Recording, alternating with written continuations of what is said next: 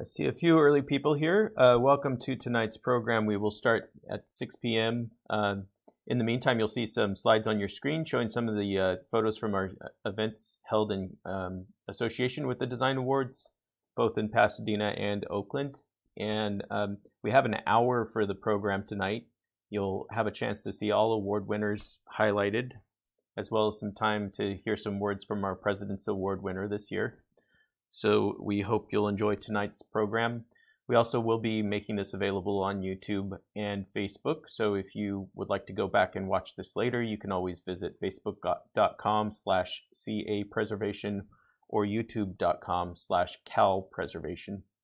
So we should finish by 7 for sure, maybe even earlier tonight. And welcome to tonight's program. We'll start here in about 3 minutes.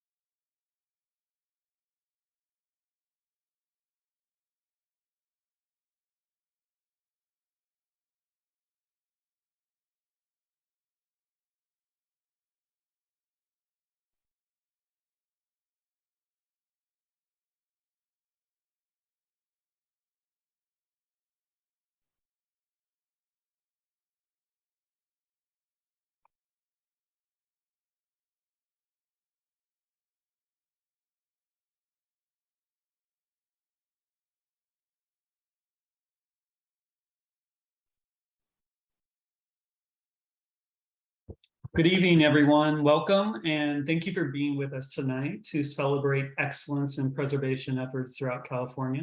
I'm Adrian Scott Fine. I'm the president of the Board of Trustees. The California Preservation Awards includes the winners of our Preservation Design Awards and the recipient of our President's Award, an individual whose life work has helped shape historic preservation in California. This year's awards presentation occurs over the month of October, ending with tonight's online presentation of all award-winning projects. The 3 online programs featuring winning projects are available for viewing on our California Preservation Foundation website.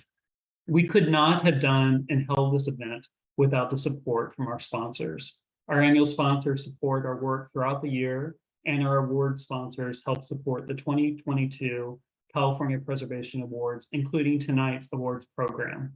And of course, none of this would have happened without the help of the 2022 Preservation Design Awards jury. On behalf of our Board of Trustees, we thank our jury co-chairs, Kathy Garrett, ASLA President, PGA Design Oakland, and Bill Schaefer, Principal, Cello and Mandrew Construction in Napa. And we thank our jurors, Tara Beebe, AIA, Senior Associate, KFA, Los Angeles. Wendy Hillis, AIA, Assistant Vice Chancellor and Campus Architect, UC Berkeley. George Smart, Executive Director, U.S. Modernist, Durham, North Carolina. Rob Thompson, Federal Preservation Officer, Presidio Trust, San Francisco. And Sion Winship, President, Society of Architectural Historians, Southern California Chapter of Los Angeles. And a very special thanks goes to the host of our 2 recent awards receptions, Foster Goldstrom in Oakland and Carol Suchek King in Pasadena, for opening their doors to their beautiful houses. Thank you very much for that. And last but not least, we need to thank the small but mighty California Preservation Foundation staff, Cindy Heitzman, Executive Director, John Haber, Field Services Director, and a very special thanks to Christine Madrid-French, who recently left us to join San Francisco Heritage. It is my great pleasure now to introduce the Preservation and Design Awards jury co-chairs, Kathy Garrett and Bill Schaefer. Thank you, Adrian, and good evening, everyone. The California Preservation Foundation is presenting awards tonight to 17 projects across California. This year, awards are presented in 6 categories, including our Trustees Award for Excellence. We are presenting these awards by category. Thanks very much, Bill. The very first category we have tonight is the Preservation, Technology, and Craftsmanship category.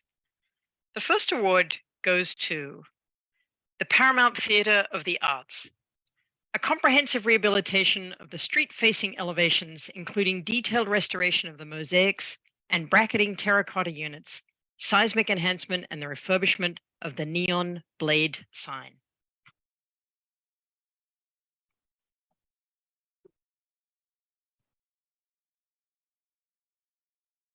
The next project in this category is the UCSF Toland Hall mural removal in San Francisco.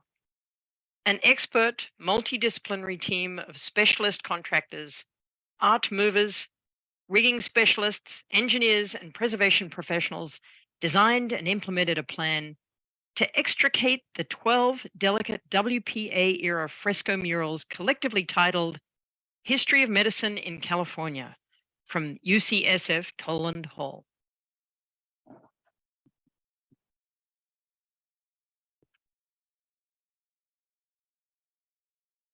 The second category we have is the Cultural Heritage Intangible Assets.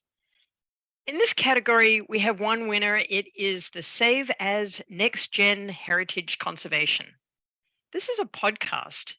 The Save As Next Gen Heritage Conservation podcast glimpses to the future of the field through groundbreaking work of graduate students in the University of Southern California.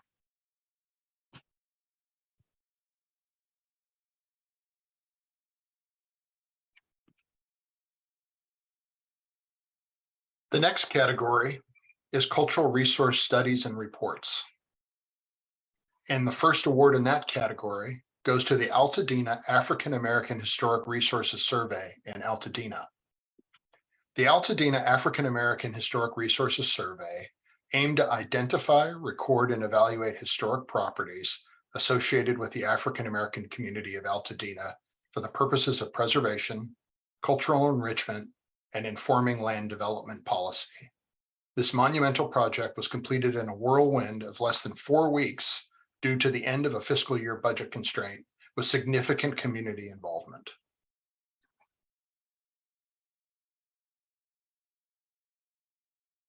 The next project in this category is the City of South Pasadena Design Guidelines for ADU Development on Historic Properties in South Pasadena. The project entailed preparing design guidelines for the construction of accessory dwelling units, called ADUs, on historic properties in the city of South Pasadena. The design guidelines are intended to help streamline the review process for ADU construction on historic properties.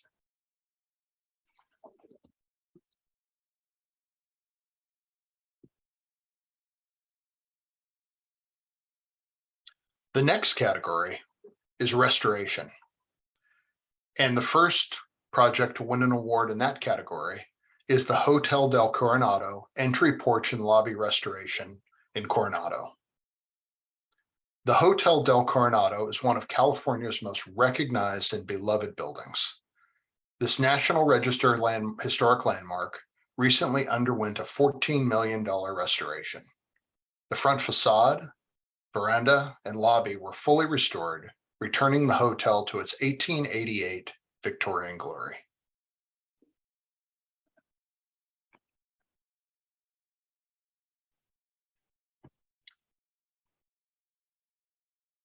The next project in the restoration category is the Point Reyes Lighthouse restoration in the Point Reyes National Seashore. Restoration of the Point Reyes Lighthouse included structural stabilization of the original cast iron base, replacement of obscured acrylic glazing with new glass, new protective coatings and waterproofing, and conservation treatment of the original Fresnel lens and clockwork mechanism.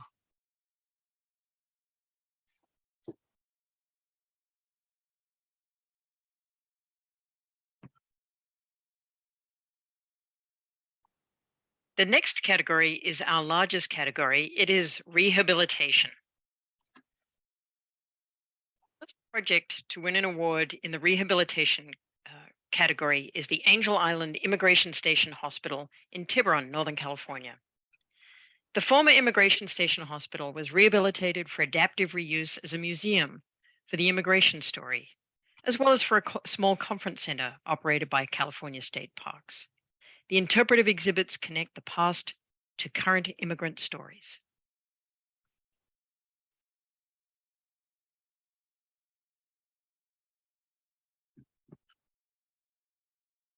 The project in the rehabilitation category is the Baker Bioingenuity Hub at UC Berkeley. The former Berkeley Art Museum and Pacific Film Archive is transformed from a structurally deficient, inoperative space into a co-working life science lab facility. The new design modernizes the historically significant building to today's standards, while honoring Mario Ciampi's original brutalist architecture.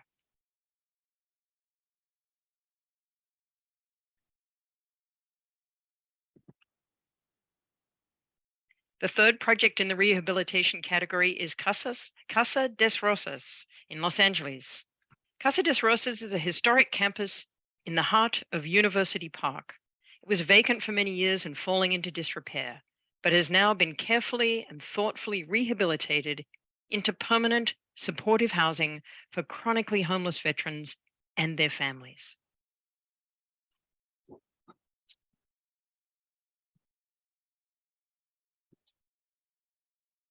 The next project in the rehabilitation category is Chapman Court in Los Angeles.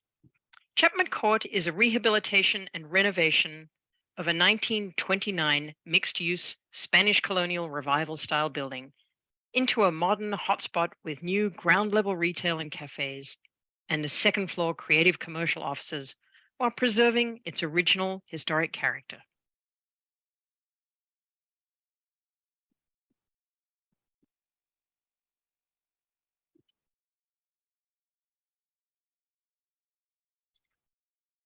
The next project in the rehabilitation category is the Downtown LA Proper Hotel in Los Angeles. Built in 1926, the Renaissance Revival style building is a historic landmark based on its broad architectural and socio-economic history. The architect's respect for the building's historic components and embrace of the existing details paired beautifully with the proper hotel lifestyle meets luxury brand.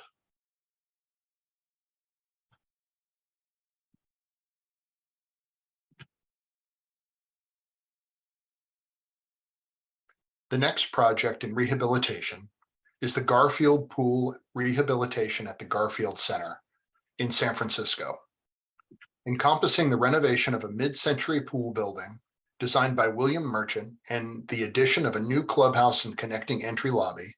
This project strengthens the Garfield Center's role as a rich cultural hub for recreation, community building, and interventional youth services.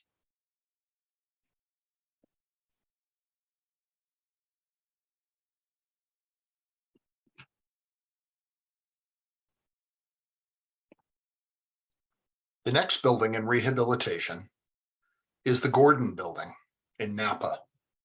The historic Gordon Building was severely damaged during the 6.0 Napa 2014 earthquake.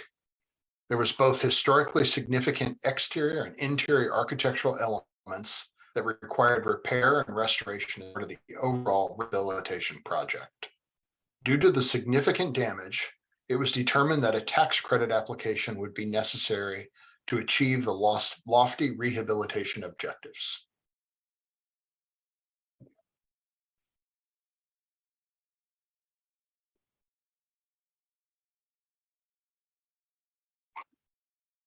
The next project in rehabilitation is the Museum of Science and Curiosity in Sacramento.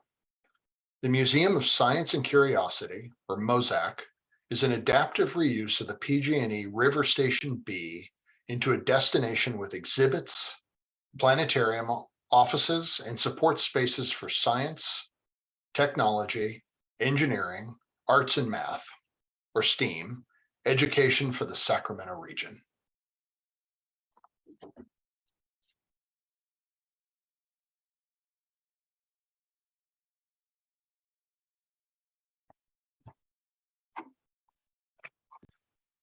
So the next category, it's not even a category, it's the Trustees Awards for Excellence. And these are very special awards. And the first one is in the category of rehabilitation. And this is for the Tower Theater in Los Angeles. The rehabilitation of the Tower Theater in Los Angeles adaptively reuses an abandoned 1927 movie theater into a flagship store for Apple. The jury stressed the difficulty in reusing a historic theater while retaining its historic features, stating that this is a stunning project lit spectacularly, locally sourced and inspired art, architecturally dazzling.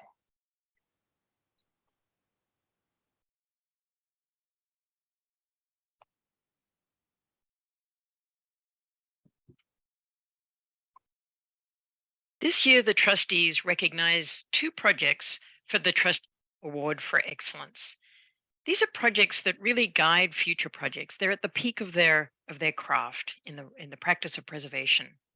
The second of these awards is the Historic Assets and Risks Report Multi-Hazard Risk Assessment Embarcadero Seawall Program in San Francisco. This project is from the Cultural Resources Studies Reports category.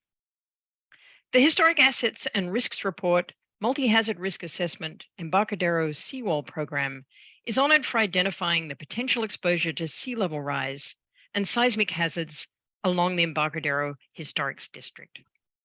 The jury noted that the report is an example for other communities and is, quote, a very honest and sober assessment of a complex and vulnerable site.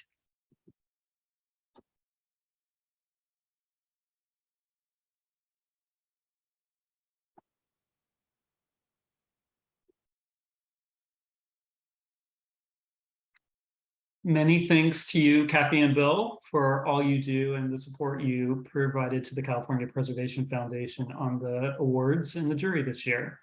And a collective congrats, cheers, kudos to all of these most deserving award winners. So thank you. Our last award, but not least, is the President's Award for Lifetime Achievement, presented to Dr. Barbara Lamprecht for her work to interpret, document, and preserve historic buildings throughout California. In particular, her work to advance the history of architect Richard Neutra increases our understanding of his work and his leading role in the U.S. modernist movement. And at this time, I'd like to invite Barbara to share a little bit more about her work and help us understand more about Richard Neutra. So Barbara, congratulations. Thank you very, very much. It's quite an honor, very unexpected, and gosh, that's a picture of me when I colored my hair. I stopped doing.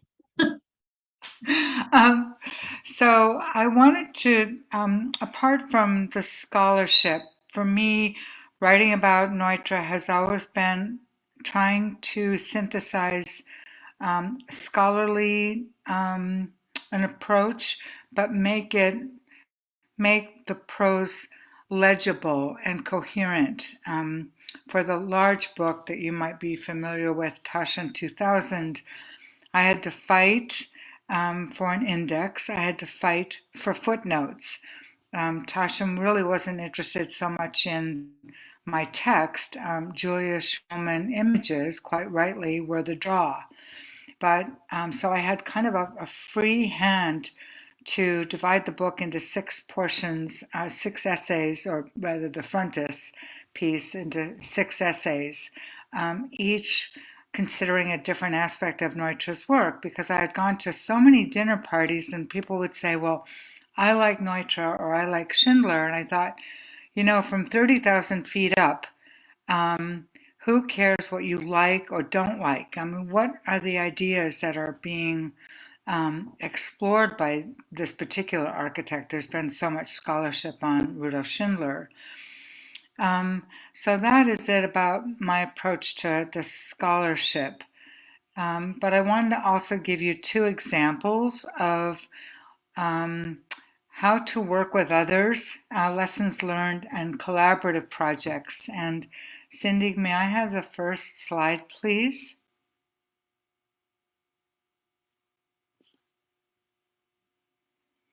So I'm sure many of you have visited this. This is the famous drive-in church by Reverend Robert Schuller, known as the Garden Grove Community Church of 1962.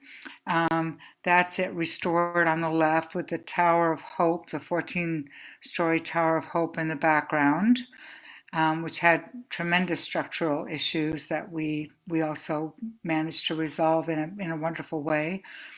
But for the Garden Grove Community Church, you can see that there's a long horizontality to the torso of the church, right? It's a floating glass pavilion.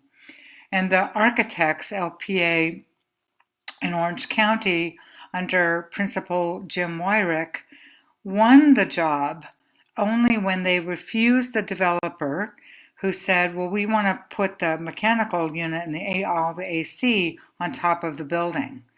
Well, Jim told the developer, who later invested $2 million of his own money to keep this project alive and keep it going. The developer was so shocked, he said, you're the person I want to work with.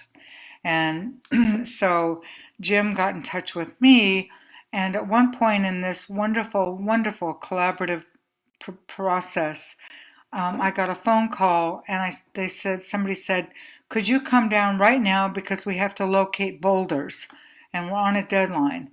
And I thought, I have no idea what you're talking about. I don't know where the boulders are or where they were, but I'm on my way. So I got dressed up in my little girly architectural historian outfit and drove down there, and there was a bobcat, a boulder, the developer, and about 6 or 7 Latino workers, and everybody was looking at me with great expectation, and I thought, oh my goodness. So that was my first foray into locating boulders, and it was quite unnerving, but we managed to kind of position it and lower it into a place where it was most effective in terms of how it faced. So a few months later, I was asked to drive down, and we're going to locate some boulders. And these were the boulders that Reverend Robert Schuller had brought in from the Holy Land. But to me, they also had great significance because in many of Neutra's works, to locate us humans, not just in space and time, but in history, those boulders, those oftentimes eccentric boulders, were used to locate us as our ancestors on the savannas of East Africa. So this time I went down in my work boots and my work outfit and jeans, and I joined. We can have the next slide, Cindy. This is the next slide is just how the architects and we decided to. Whoops. Did that something disappeared?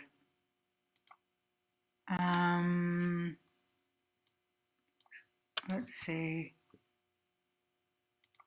Did we Can you hear me? We can hear you, Barbara, and the second slide is up. So that's what we can see. Oh, that's interesting because I can't see the slides anymore. But if you can hear me, then that's fine. Well, the second slide shows that the entire sanctuary floor was ripped up so that we could snake air conditioning, which was a condition of the Roman Catholic Diocese of Orange, to snake it and then put it under the fountains outside. The next slide, please.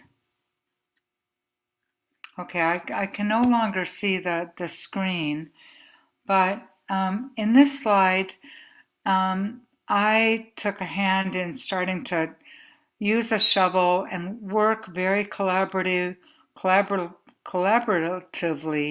with a crew that did not really want to work with me. They quite rightly distrusted me, but we worked together because I knew some of these individuals would go on to worship at the Arboretum, as the sanctuary building is now called. And I wanted to work with them so that there was more a sense of ownership, that this was not altogether top down, but it was much more collaborative in a very meaningful way. So we decided together which face of the boulder was most appropriate to be seen, and the central boulder would be placed right below the exterior platform from which Reverend Robert Schuller strode out from the interior to the 600 cars parked in the parking lot, and where people could dress as they wanted to, in pajamas if they wanted to, or be in wheelchairs if they wanted to. So that was a kind of a great lesson for me in bringing humility to the table on behalf of a really wonderful project. And now that Arboretum, that sanctuary, has 30 masses a week and over 1 million people worshiping there at least on a yearly basis.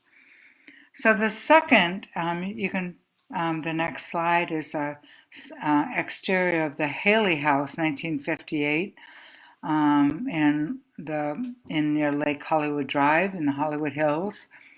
And I was asked to kind of act as basically general contractor, project architect, to do everything on this tiny little house of 1,400 square feet. And as you can see from the facade, we have a wonderful facade dividing public and private space, and a panel in yellow, which is original, and the door in orange, which is also original, that we unearthed, as we are all historians are love to see. But inside, and the next and final slide, Cindy, is I walked into this little house, and there was countertops of a linen pattern of formica in a brilliant yellow, and lots of tempered masonite, which tempered with age and time and buffing with wax, turns into this beautiful dark brown walnut color. And the first thing the client, who was a hotshot in advertising, said to me, he said, "Well, we're going to get rid of that." And I thought to myself, kind of shrieking internally, no, you can't. And this is important historic fabric. But he wasn't the kind of guy in which, like, being a school marm would get me very far. So I decided to use a different tactic. I decided that I would take him to see the Helen Kilberry house in Palos Verdes, and that was also 1958. Now, Helen was in her 80s at the time. Patrick was in his maybe late 30s, early 40s. And so to me, I thought of it mentally as kind of like a vertical glance through history, from an older generation to a younger generation, an original owner to a second generation owner. And so Helen was animated and lovely and friendly, and he got to see how she prized that original formica and prized the original tempered masonite. And then next we piled into his black Range Rover, and we went to see the Taylor House, the 1962, I think it is, Taylor House in Glendale. And that was owned by what I considered kind of a horizontal peer-to-peer experience. That was owned by John Solomon, son of Holly Solomon, who helped one of the founders of Soho in a way. And John had maintained all the original fixtures and features and finishes of the house, and had a wonderful relationship with the house.